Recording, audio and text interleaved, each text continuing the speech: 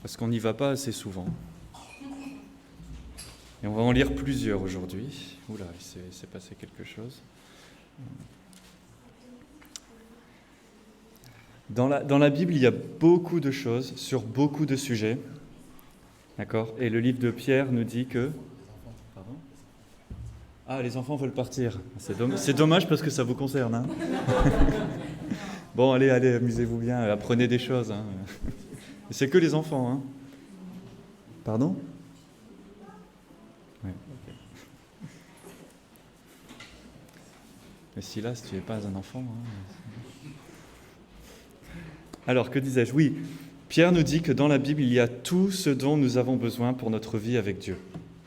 Et dans la Bible, il y a beaucoup de choses sur beaucoup de sujets. Et parfois, on peut être tenté de se dire « Ouais, bon, ça ne me concerne pas des masses parce que, je ne sais pas, ça parle du mariage, je ne suis pas marié, ou ça parle des enfants, je n'ai pas des enfants, enfin des choses comme ça. » Et on peut être tenté de penser « Ça ne me concerne pas ou pas maintenant. » Et je pense que ce n'est pas vrai. Parce que même si ça ne concerne pas notre situation tout de suite, de toute manière, Dieu nous le donne pour déjà qu'on soit prêt le jour où ça nous arrive. C'est quand même toujours bien d'être prêt à savoir exactement, par exemple, ce que c'est le mariage avant d'être marié, c'est mieux que de l'apprendre après, c'est compliqué. Mais surtout, tout est là pour nous montrer les choses de Dieu, pour nous montrer qui Dieu est, nous expliquer qui il est, à travers tous ces différents sujets. Par exemple, si on regarde les passages sur le mariage, on voit comment Dieu a fait une alliance avec nous, comment il nous aime, comment il est fidèle.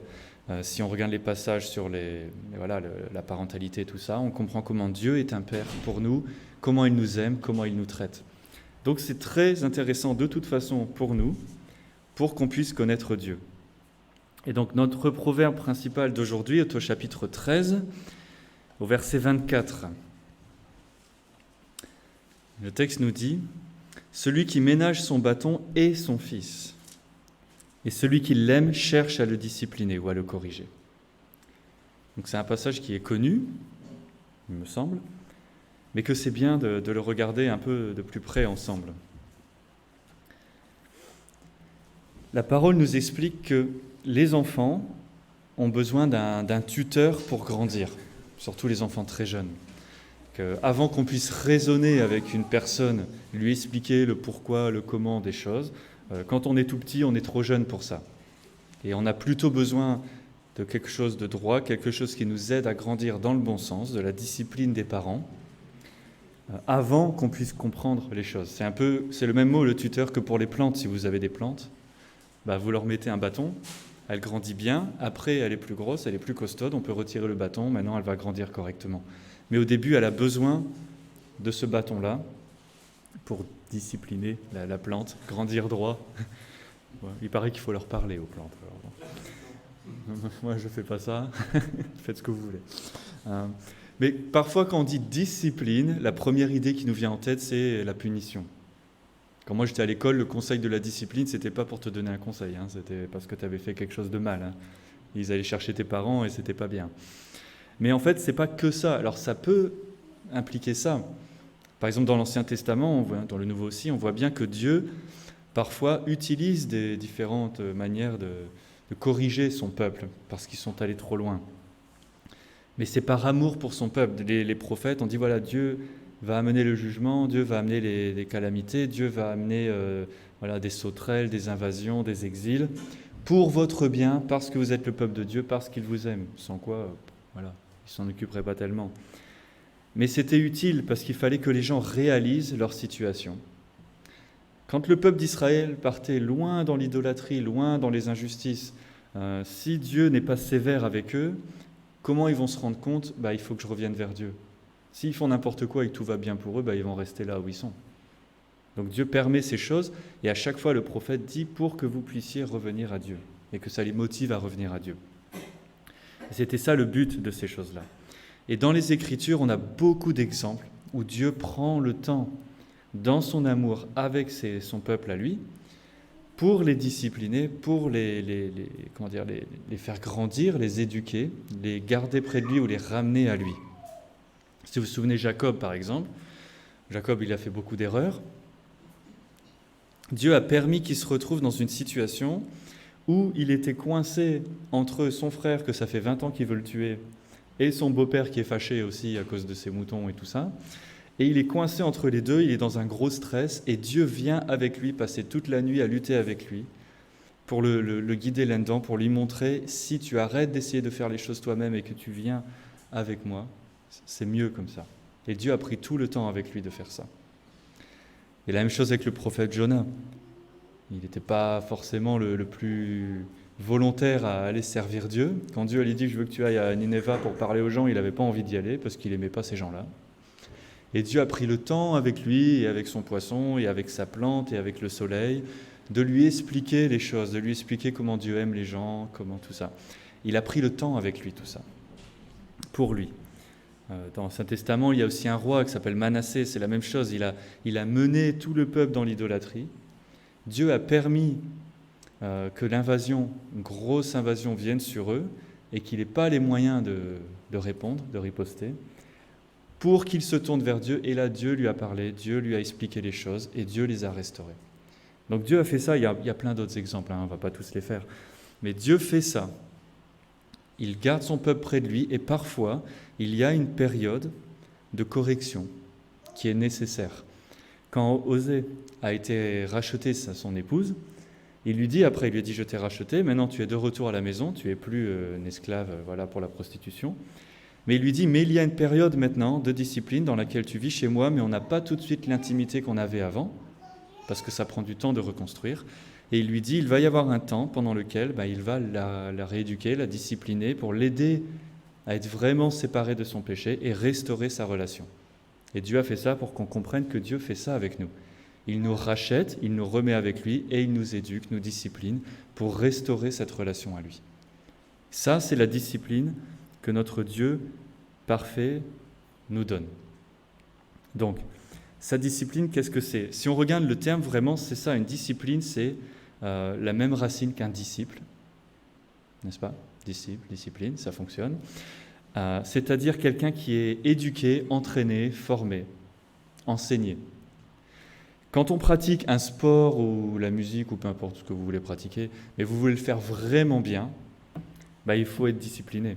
Il faut se lever tôt, il faut manger des bonnes choses, il faut résister à ne pas manger les mauvaises choses, il faut faire pratiquer beaucoup, même si c'est difficile, même si on a mal partout, même si on est fatigué. C'est ça la discipline, c'est de pratiquer ces choses-là beaucoup parce qu'on sait qu'on en a besoin. Quand on va à la gym, on dit que si on ne souffre pas, on ne gagne rien, quoi. Il faut travailler si on veut quelque chose. Il faut se discipliner, il faut apprendre, il faut pratiquer. À l'époque, littéralement, c'était être un disciple, c'était être quelqu'un qui s'assied sous l'enseignement d'un enseignant afin d'apprendre de lui, d'être transformé par lui, de grandir. Les disciples de Jésus deviennent comme Jésus parce qu'ils vivent comme lui, ils apprennent de lui, ils pratiquent de nouvelles choses, ils renoncent à d'autres choses. Et beaucoup de gens avaient des disciples, ce n'est pas que pour les chrétiens, il y avait beaucoup de disciples.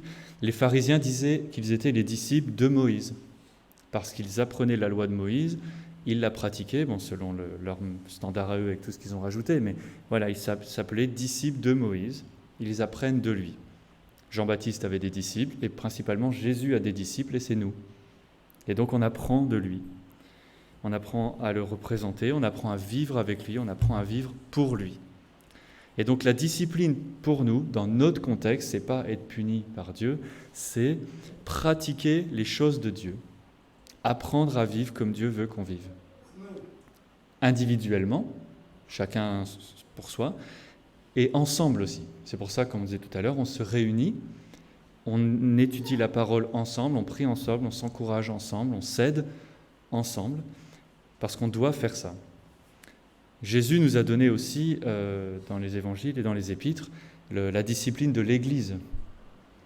Et souvent, on y pense comme si tu as fait quelque chose de très grave, les anciens vont venir te disputer. Bon, ça peut être ça, malheureusement, s'il y a besoin. Mais principalement, c'est surtout de s'aider ensemble à rester près de Dieu. Dans Matthieu 18, quand il nous dit « Si ton frère a vraiment péché contre toi, tu peux aller le voir, tu prends les gens avec toi », c'est dans le but d'aider le frère à se repentir, de réconcilier ensemble, de montrer aux autres comment on s'aime grâce à Dieu, malgré ce qui arrive. Et c'est ça le but. de rester ensemble dans le troupeau et d'être bien, d'être protégés.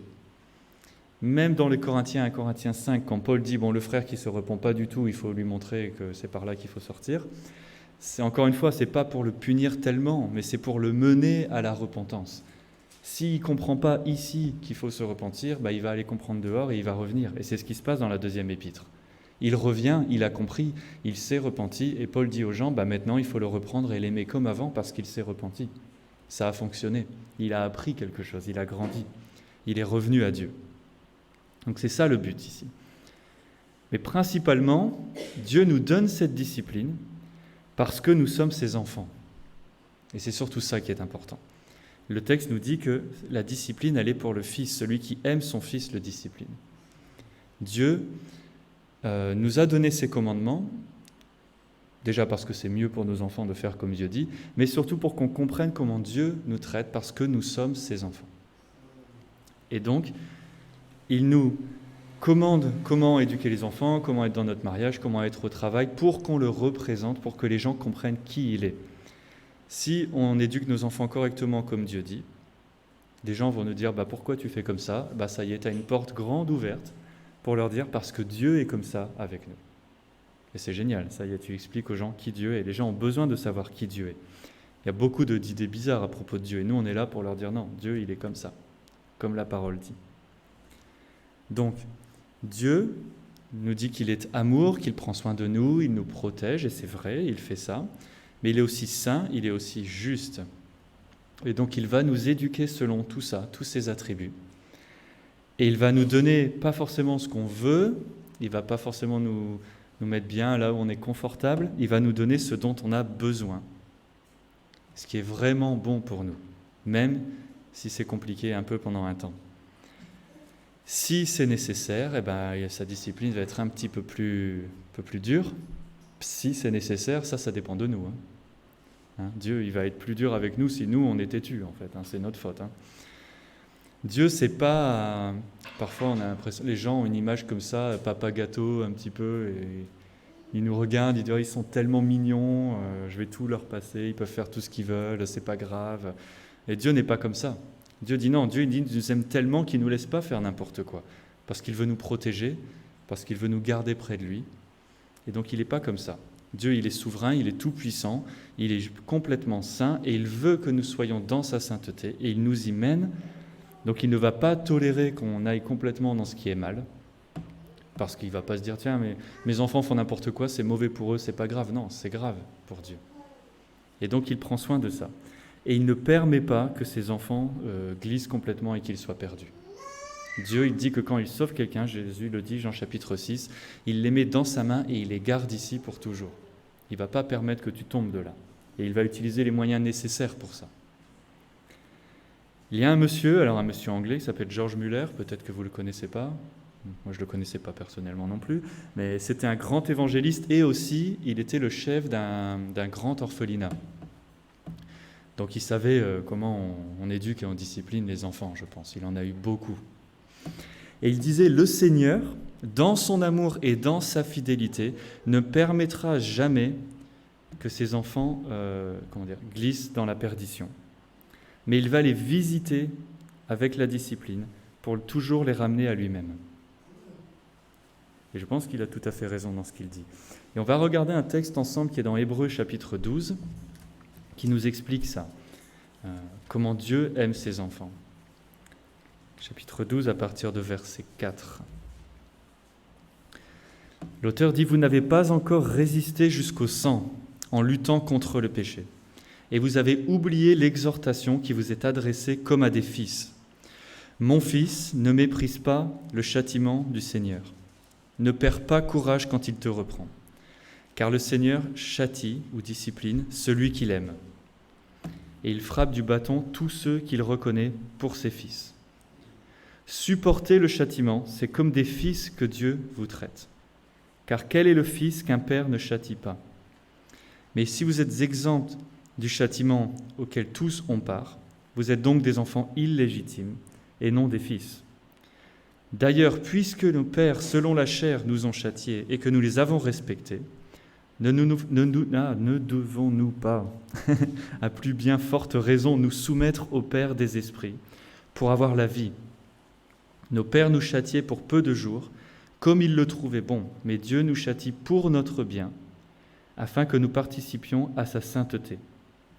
Il est vrai que tout châtiment semble d'abord un sujet de tristesse et non de joie, mais il produit plus tard, pour ceux qui ont été ainsi exercés, un fruit paisible de justice. Donc ici, on a un très beau texte qui nous dit « Voilà comment Dieu aime ses enfants.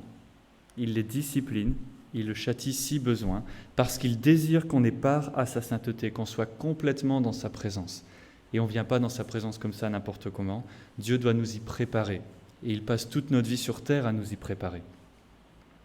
Et il fait ça pour nous, pour notre bien. Il dit que cette manière de faire, avec une discipline parfois dure si besoin, c'est la meilleure manière de faire. Et elle portera son fruit, on aura le résultat de ça. C'est ça que Dieu nous promet. Dieu dit qu'il nous a adoptés en Christ. Nous sommes donc ses enfants. Surtout au 1er siècle, l'adoption, c'était très, très, très sérieux. Quand tu adoptais quelqu'un, déjà souvent ils adoptaient des adultes pour avoir un héritage. Ils prenaient une personne en qui ils mettaient toute leur confiance, ils investissaient tout. Cette personne allait hériter de toutes choses, tout ce qu'ils possédaient, le statut, les possessions, le métier, tout ça. Et ils donnaient tout à cette personne et ils formaient cette personne pour ça. Et quand on adoptait une personne comme ça, on ne changeait pas son avis après, c'était définitif. Et c'est pour ça que Dieu utilise cette image. Il nous a appelés à lui, il nous donne toutes choses en Christ, et il nous utilise pour sa gloire, et nous passerons l'éternité avec lui. Et pour ça, il va nous y préparer. Et c'est son amour qui fait ça. Quand Jésus prie dans Jean 17, il dit au Père, « Tu as aimé ces gens-là, que tu sauves ton Église, comme tu m'as aimé moi. » Et à chaque fois que je lis ce verset 23, ça m'étonne toujours de me dire, mais comment Dieu il fait pour m'aimer moi avec tout mon péché de la même manière qu'il aime Jésus, que lui il est parfait. Et aussi incroyable que ça semble, Dieu nous dit qu'il nous aime de la même manière qu'il aime Jésus. Et comment ça se représente pour nous? Ce texte d'Hébreux 12 nous le dit.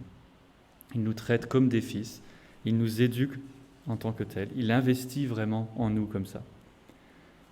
La seule différence qu'il y a finalement entre Jésus et nous, dans la pratique, c'est que Jésus, lui, est mort pour nos péchés. Lui, il a reçu la colère de Dieu sur la croix. Et que nous, on ne devra pas faire ça, parce que c'est fait déjà. C'est ça la différence. Nous avons été justifiés, il n'y a plus de condamnation sur nous, parce que Jésus a reçu notre condamnation. Donc, Dieu nous dit qu'il nous aime en corrigeant nos voies, en redressant là où c'est pas droit,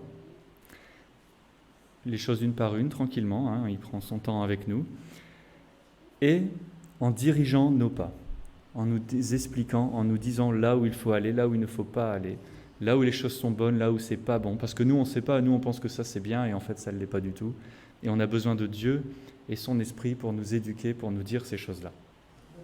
Sans lui, on ne peut rien faire. Sans lui, on ne sait rien du tout, en fait. On est l'insensé qui est dans tous les psaumes et les proverbes. Mais avec Dieu, on apprend ces choses. Et on marchera plus proche de lui, on le glorifiera davantage parce qu'il sera davantage visible dans nos vies. Et c'est ça qui est important. Et on sera aussi beaucoup plus protégé des choses mauvaises. C'est ça aussi un des résultats. Donc, le bâton dont il est question dans notre proverbe, ça a l'air impressionnant comme ça, c'est pas le bâton du bourreau qui vient pour te taper parce que tu as fait quelque chose mal. C'est le bâton du Père qui vient te corriger, te motiver à faire les bonnes choses, te dissuader de persister dans les mauvaises choses pour ton bien.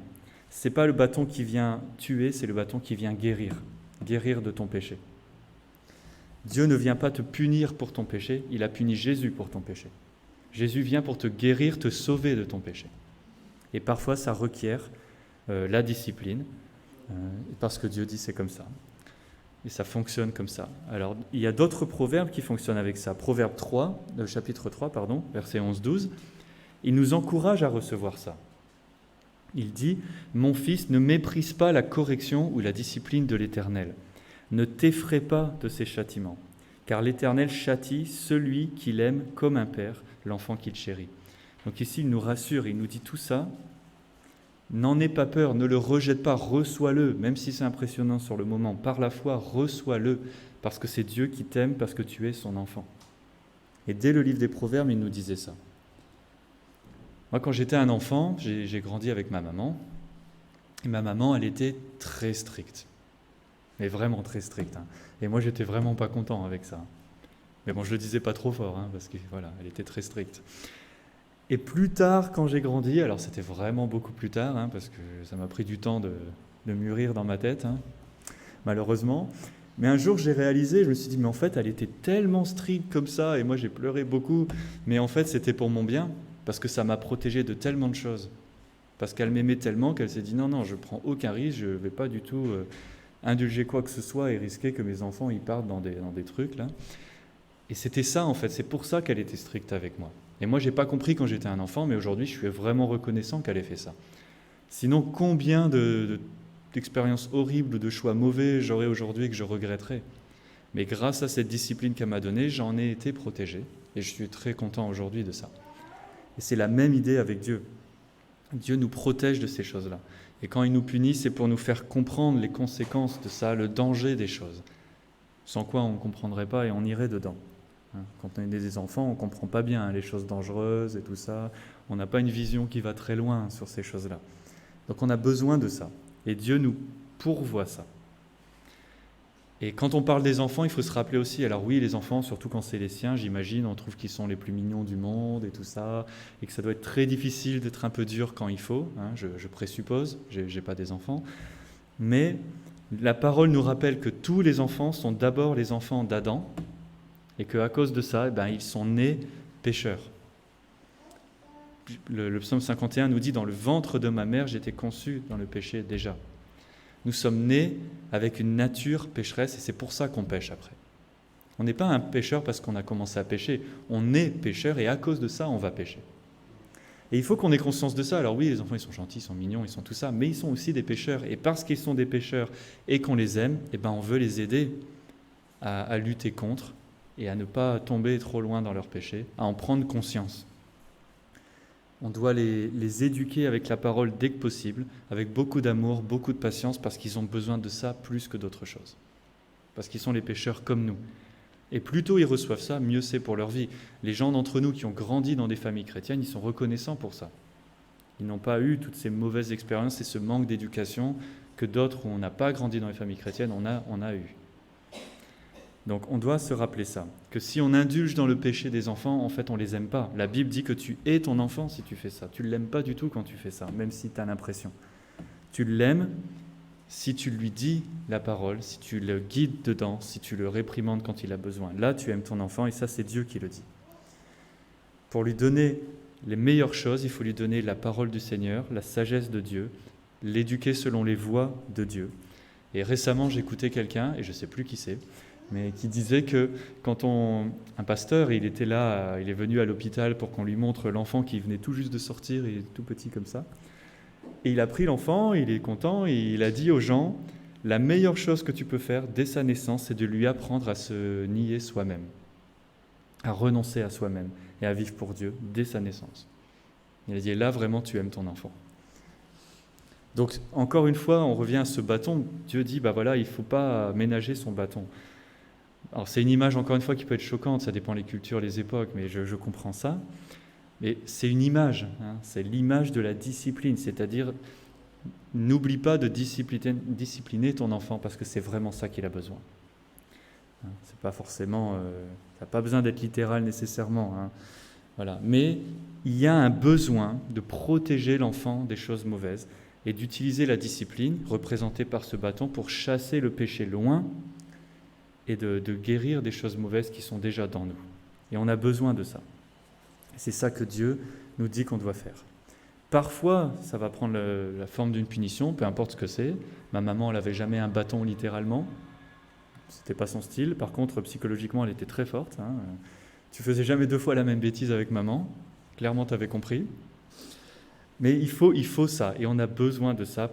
En fait, le but, c'est juste de s'assurer que quand on fait une chose vraiment mauvaise, et c'est ce que Dieu fait, qu'on ait tellement bien compris qu'on ne va pas le refaire une deuxième fois. Et c'est ça l'idée, qu'on ait compris ce qu'on a fait. Le but, c'est toujours d'éduquer.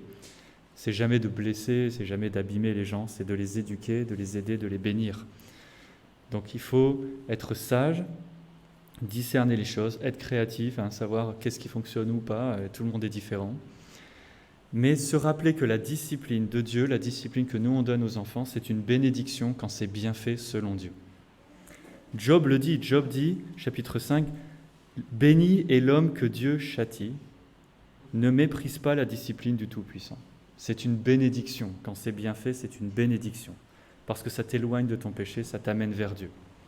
C'est une bonne chose. Et on en a besoin, pourquoi ? Parce qu'on lit et on entend tous les avertissements, tous les commandements de Dieu. Et puis une fois qu'on est dans la pratique et que là, Dieu dit, tiens, on va le mettre en pratique, on va tester maintenant, on ne le fait pas forcément.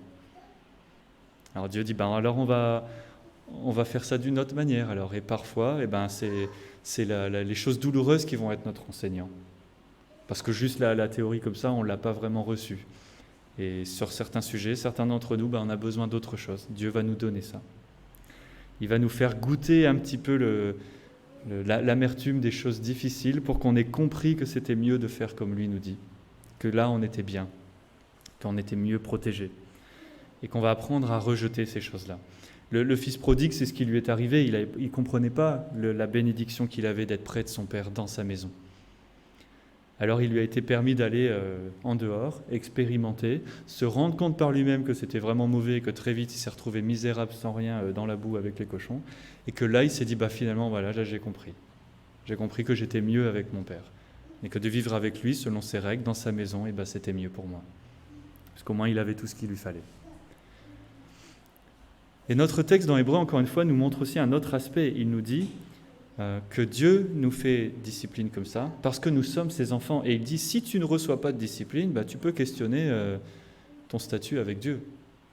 Parce que qu'est-ce qu'on fait avec les enfants qui ne sont pas les nôtres ? Pas grand-chose finalement. Donc, quand j'étais un enfant, encore une fois, et je voyais dans les magasins les enfants qui faisaient des gros caprices comme ça, que moi, j'ai jamais même osé penser à le faire. Parce que si tu commences à y penser, maman, déjà, elle te regarde. Et je voyais ces enfants-là, et je les voyais faire ça, et je me suis dit, mais eux, ça va être chaud pour eux. Et ma mère, elle faisait rien. Non, c'est pas ses enfants. C'est pas son problème. Son problème, c'est nous, c'est ses enfants. Et Hébreux nous dit la même chose, Dieu discipline ses enfants. Donc quand Dieu te discipline, tu dois être content, remercie-le, parce que c'est une preuve d'avantage pour toi que tu es son enfant, parce qu'il prend le temps de te discipliner. Il ne t'ignore pas complètement, il prend le temps pour toi. C'est rassurant pour nous. Quand c'est difficile, on se dit, ok, c'est difficile, c'est parce que Dieu m'aime, je suis vraiment son enfant.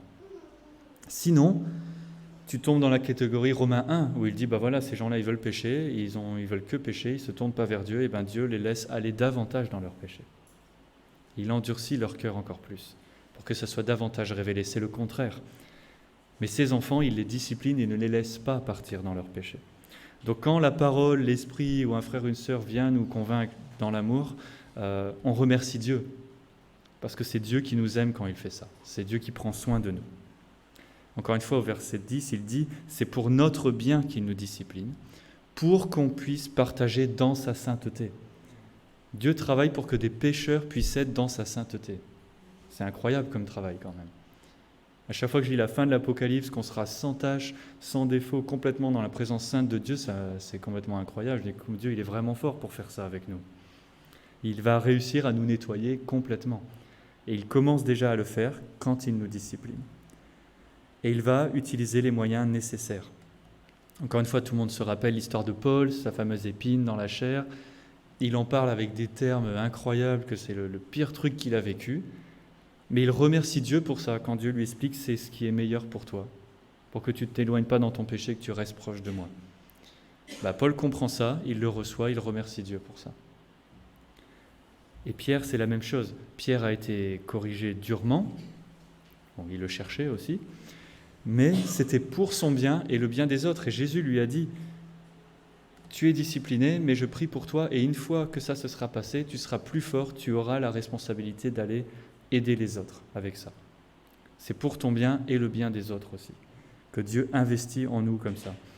Quand nous, on traverse des moments difficiles, c'est pour ça, on va en ressortir plus fort avec Dieu, plus proche de lui, plus capable d'aider, d'encourager, d'édifier les autres aussi grâce à ça. Et Dieu a besoin de faire ça avec nous. Tous les grands hommes de Dieu, les grands hommes, les grandes femmes que Dieu a utilisés, il doit les briser d'abord pour qu'ils s'éloignent vraiment de leur péché, qu'ils soient vraiment avec Dieu, et là, il les utilise. Là, ils sont près de lui. Il faut faire ça. Mais puisqu'on parle de discipline, de bâton et de tout ça, c'est important de montrer aussi dans l'Écriture que c'est très clair que Dieu ne va jamais trop loin. Tout est sous contrôle. Okay. Il prend soin de nous, même quand il nous discipline. Pierre, encore une fois, il était très discipliné, mais il a toujours été protégé. Jésus lui a dit, tu sais, Satan, il a demandé ton âme, mais moi j'ai prié pour toi. Même quand il abandonne Jésus, il part dans son péché, tout ça, Dieu permet qu'il ait ce moment-là, mais il était quand même avec lui, il priait quand même pour lui, il était quand même complètement protégé du mal. Et ça, c'est important de le voir. Que même quand on est en train d'être discipliné, Dieu est toujours avec nous, il est toujours en train de nous aimer, il ne nous abandonne jamais. Quand nous, on discipline les enfants, c'est pareil, on les punit, mais on regarde quand même ce qu'ils font. On les surveille quand même, ça reste ton enfant. Même s'il fait une grosse bêtise et que tu dois le punir, ça reste ton enfant. Il n'a pas changé de statut, tu l'aimes toujours pareil, tu le protèges toujours pareil. Et Dieu fait la même chose avec nous. Je cherche mon Éphésiens. Éphésiens 6 nous dit « Enfants, obéissez à vos parents selon le Seigneur, car cela est juste. Honore ton père et ta mère, c'est le premier commandement avec une promesse, afin que tu sois heureux et que tu vives longtemps sur la terre. Et vous, pères, n'irritez pas vos enfants, mais élevez-les en les corrigeant, en les instruisant selon le Seigneur. » On voit bien ici, pour représenter Dieu, tu aimes ton enfant, tu prends soin de lui, ça requiert de le corriger, de l'instruire, mais selon le Seigneur. Et comment fait le Seigneur ? Il est toujours en train de nous protéger. Le contrôle de soi, c'est le fruit de l'esprit, c'est ce que l'esprit produit en nous. C'est-à-dire que même si on est fâché, déçu, en colère, peu importe, on se contrôle toujours. Et notre colère est mesurée, notre punition aussi. Quand Jésus, l'autre fois, le frère John nous l'a dit, quand Jésus était fâché dans le temple, il n'a pas tapé sur les gens, il a tapé sur les objets. Il a quand même pris soin des gens. Il avait quand même un contrôle de soi, même dans sa colère. Et ça, c'est important pour nous. Même si tu es en colère sur tes enfants, tu te contrôles, tu utilises la sagesse, tu utilises du discernement, de l'amour, de la patience quand même. Parce que c'est ça que Dieu fait.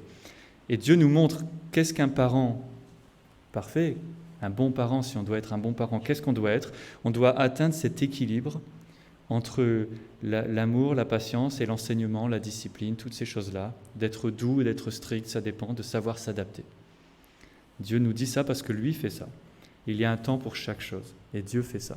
Il y a un temps où il nous conforte, il nous rassure, il nous rassure avec des choses, nous rappelle des promesses, et il y a un temps où il nous discipline, où il nous fait prendre conscience des choses sérieuses, où il nous laisse expérimenter un peu, faire comprendre ce qu'on a fait vraiment mauvais. Il y a un temps pour chaque chose. Mais Dieu, surtout, a la compassion pour nous, et il a l'amour pour nous tout le temps.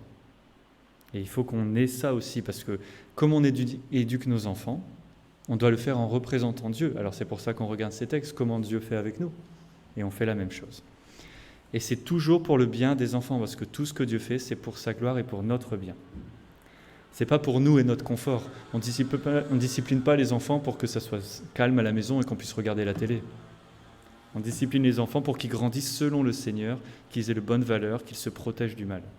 C'est pour ça qu'on fait ça. Ce n'est pas pour détruire quoi que ce soit, c'est pour les construire, pour les édifier. Ce n'est pas pour qu'ils deviennent ce que nous, on voudrait qu'ils deviennent. C'est pour qu'ils deviennent comme Dieu veut que tous ses enfants deviennent. Il y a une grosse différence là, très importante. Le Proverbe 22 dit « Instruis l'enfant selon la voie qu'il doit suivre, et en grandissant, quand il sera vieux, il ne s'en détournera pas. » Si on instruit l'enfant, ce n'est pas une promesse, mais c'est un bon conseil des Proverbes, si on instruit l'enfant selon les voies de Dieu, c'est la meilleure chose qu'on puisse lui donner. Il connaît les bonnes voies de Dieu, il sait ce qui est mauvais. C'est dans sa tête, il le sait. Et c'est déjà très bon pour lui de savoir ça. Combien de gens n'ont aucune idée de tout ça ? Et c'est pour ça qu'ils vont dans les choses extrêmement mauvaises. Pas parce qu'ils ont envie de faire un truc mal, ils sont levés en voulant faire un truc mal, mais parce qu'ils ne savent pas. Tu aimes ton enfant, tu lui dis les choses et il sait. Le livre de l'Ecclésiaste termine en disant « Même si tu ne comprends rien à rien de ce qui t'arrive, crains Dieu, obéis ses commandements et tu es bien mis. » Parce que ça te garde des choses mauvaises, ça te mène vers Dieu. Donc quand Dieu dit, voilà, on a la possibilité de créer des enfants, on a la responsabilité de les éduquer. C'est une grosse responsabilité qu'on a devant Dieu. Et Jésus, il aime beaucoup les enfants. Il a dit les enfants, c'est très sérieux. Et Dieu aime ses enfants. Et on a la responsabilité devant Dieu de comment on aime et éduque les enfants. Et c'est très important ça. C'est la même chose que pour les épouses et tout ça. Dieu est très clair. Il dit que ces gens-là sont précieux et nous avons la responsabilité de les aimer comme Dieu nous le commande. Et de les discipliner d'une manière qui ressemble à Dieu, selon sa parole. Vous savez, si vous parlez à des gens, vous leur dites, tiens, ton papa, ta maman, ceux qui les aiment vraiment, même encore aujourd'hui, ils vont vous dire pourquoi. Parce qu'ils savaient quand être doux et aimant et quand être strict et plus dur. Et qu'en grandissant, ils ont reconnu ça comme je l'ai fait, comme beaucoup d'entre vous sûrement l'ont fait. Donc tout ça, ça nous encourage à voir qui Dieu est, voir comment il nous aime, et ça nous encourage à recevoir davantage son amour, même sous la forme d'une discipline qui peut être dure. C'est ça vraiment l'encouragement pour aujourd'hui. Que la personne qui est vraiment sage, qui est vraiment humble, va recevoir la discipline de Dieu, même difficile, et va remercier Dieu pour ça. Paul dit remercier Dieu pour toute chose. Pour toute chose, ça veut dire même pour ces choses-là.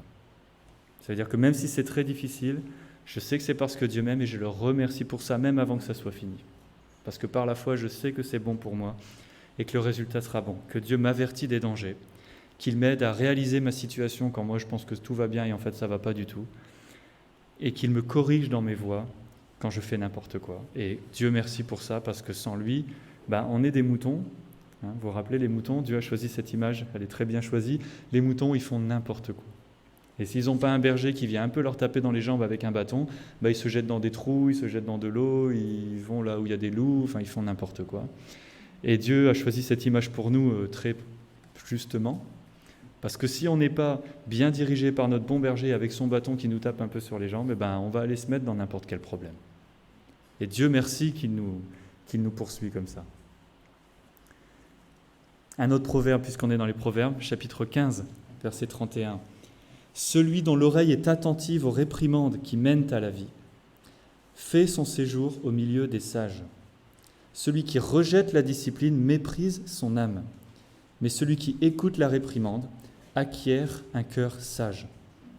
La crainte de l'Éternel est la discipline qui mène à la sagesse, et l'humilité précède la gloire. » Donc ici, c'est très clair. Il nous dit que de discipliner quelqu'un, c'est aimer quelqu'un. Et de recevoir la discipline, c'est être humble. Et l'amour et l'humilité, ça fait partie des qualités premières que Dieu élève, que Dieu veut pour nous. D'aimer suffisamment pour donner ça aux gens et d'être assez humble pour le recevoir quand c'est notre tour. Et là, on bénit et on est béni. Et là, les choses sont bien faites. Et avec la sagesse que Dieu nous donne, on a une image plus grande des choses. Si on regarde trop serré, juste notre petite situation là, maintenant, dans le présent, on se dit « Ouh là là, c'est difficile, c'est dur, j'aime pas ça ». Oui, parce qu'aucune discipline n'est plaisante, il l'a dit, l'auteur des Hébreux. Mais Dieu nous donne par sa sagesse une image plus grande, plus globale. Ouais, alors ce petit passage-là est dur, mais c'est parce que je vais passer mon éternité avec Dieu et que j'ai besoin d'être sanctifié davantage. Ma volonté pour vous, c'est votre sanctification. C'est ça que Dieu fait. Et nous, on doit garder une image globale. C'est ce que Dieu nous bénit avec, une image globale pour endurer ces choses-là. Même si c'est très difficile, on se dit oui, c'est très difficile, mais c'est un moment. Et après, j'ai mon éternité avec Dieu grâce à ce moment-là. Et on se réjouit dans ça. C'est un processus, on le traverse avec Dieu, il est avec nous dedans. Acte 14 dit, tu entres dans le royaume de Dieu par beaucoup d'afflictions. Parfois, c'est la persécution, le rejet, les choses comme ça. Et parfois, c'est juste la discipline pour être libéré de notre propre péché. Protéger des tentations, éloigner des choses mauvaises. Et il faut que ça soit difficile. C'est comme ça que ça fonctionne. Donc quand c'est difficile, on doit se réjouir. Si tu es beaucoup très affligé, tu dois te dire c'est bien parce que c'est le signe qu'on entre dans le royaume de Dieu. Donc oui, c'est difficile, mais c'est rassurant, c'est que je suis sur le bon chemin, Dieu s'occupe de moi, je suis son enfant, je marche dans le bon sens. C'est un encouragement finalement. Et aussi, tout ce qu'on traverse, de se rappeler que tout est nécessaire. Il n'y a rien de gratuit ou d'optionnel. Sinon, Dieu ne le ferait pas. Dieu ne prend pas plaisir à ce que ses enfants traversent des moments difficiles. Comme nous, on ne le ferait pas avec nos enfants. Donc on se dit, si je traverse quelque chose de difficile maintenant, c'est parce que c'était absolument nécessaire, sans quoi ça ne serait pas là. Parce qu'on se rappelle surtout que voilà, tout est voulu par Dieu, tout est sous son contrôle, on est toujours bien protégé, et que c'est vraiment nécessaire pour nous, et que la chose la plus dure finalement, c'est d'être véritablement puni pour notre péché, et ça ne nous arrivera pas parce que Jésus a pris sa punition. Et de toujours se rappeler ça, oui c'est dur ce que tu traverses, mais c'est rien comparé à ce que tu aurais dû recevoir si ce n'était pas pour la grâce de Dieu en Christ. Et que cette condamnation, tu ne l'auras jamais. Donc tout ce que tu reçois, ce n'est pas une condamnation ni une punition. Tout ce que tu reçois, c'est une correction par l'amour de Dieu qui t'a adopté. Et ça aide quand même à recevoir les choses que Dieu nous donne, de les voir comme elles sont vraiment et pas comme elles peuvent apparaître. Les apparences sont très souvent trompeuses. Tout ce qu'on reçoit, c'est de la discipline par amour et c'est jamais une sanction ou une punition, parce qu'il n'y a plus de condamnation pour ceux qui sont en Christ. On va finir avec ça, mais 1 Jean 3,1 est un de mes versets préférés. Il dit « Voyez de quel amour le Père nous a témoigné pour que nous soyons appelés enfants de Dieu. » Et nous sommes ses enfants. Il dit « Regardez, discernez quel amour le Père vous donne. » Et parfois, si on le met avec Hébreux 12, cet amour, c'est dans la discipline du Père pour ses enfants. Et le texte nous encourage à regarder cette discipline et à se dire, tu vois ça, ça aussi c'est l'amour de mon Père. Parce qu'il m'a adopté, parce qu'il m'a réconcilié, parce qu'il m'a racheté, parce qu'il m'a pardonné. Et que du coup, ça nous encourage à ça, recevoir ça comme un cadeau. C'est un cadeau de Dieu. C'est l'amour de Dieu pour nous. Que sa discipline, comme le mariage, comme le travail, comme tout le reste, c'est pour nous montrer qui il est. Et que nous, par la foi, en suivant ses commandements, on le représente aussi à d'autres personnes qui vont, grâce à ça, comprendre qui Dieu est et s'approcher de lui et aussi bénéficier, comme nous, d'être sauvés, d'être adoptés, d'être aimés comme ça. Encore une fois, il y a toujours cette notion de on le reçoit et ce qu'on reçoit, on doit le donner. Les gens vont être intrigués par la manière dont on vit, ça va leur montrer Dieu, ils voient Dieu à travers ça. Et on a cette responsabilité-là aussi, de montrer Christ aux gens par notre vie. Si, par exemple, on dit toujours, si dans le mariage, le mari n'aime pas sa femme comme Christ et l'épouse n'est pas soumise à Christ comme l'Église, ils sont en train de mentir au monde en disant Dieu n'est pas souverain et l'Église n'est pas soumise. On ne veut pas mentir au monde, on veut dire la vérité. Et ça passe par nos actions. C'est la même chose avec l'éducation des enfants. Si tu n'éduques pas ton enfant avec discipline selon la parole, tu es en train de dire aux gens, tu vois, Dieu, il n'aime pas ses enfants. Il ne s'occupe pas d'eux vraiment. Et ça, c'est pas vrai. Donc on est appelé et équipé pour faire ça, pour représenter Dieu, pour tout ce qui nous bénit avec, on le comprend, on le reçoit et on le donne aussi et on le montre au monde. Que c'est une bénédiction, que c'est une belle chose. La discipline de Dieu est une belle chose parce que tout ce qui vient de Dieu est beau et parfait. Et qu'on n'a pas à avoir peur de quoi que ce soit ou à craindre quoi que ce soit qui vienne de Dieu. Donc prions ensemble. Seigneur notre Père, on te remercie infiniment pour ta parole, on te remercie pour ton sacrifice, pour notre salut. Et surtout, on te remercie aujourd'hui parce que chaque jour, tu prends le temps avec nous, chacun d'entre nous, individuellement, et tu nous aimes, et tu nous éduques, et tu nous corriges, et tu es patient avec nous. Et pour ça, on te remercie infiniment, que tu nous aimes comme tu aimes Jésus, que nous sommes vraiment tes enfants, que rien ne peut nous séparer de ton amour, même pas nous-mêmes, même pas notre péché, parce que tu prends soin de nous. Et je te prie que tu continues de travailler en nous comme ça, de nous sanctifier, de nous purifier, de nous protéger, de nous mener plus proche de toi, et que tu nous utilises davantage, grâce à ça, pour ta gloire, et que beaucoup puissent venir à voir la beauté de ton amour dans toutes ses formes. Et on te prie au nom de Jésus. Amen.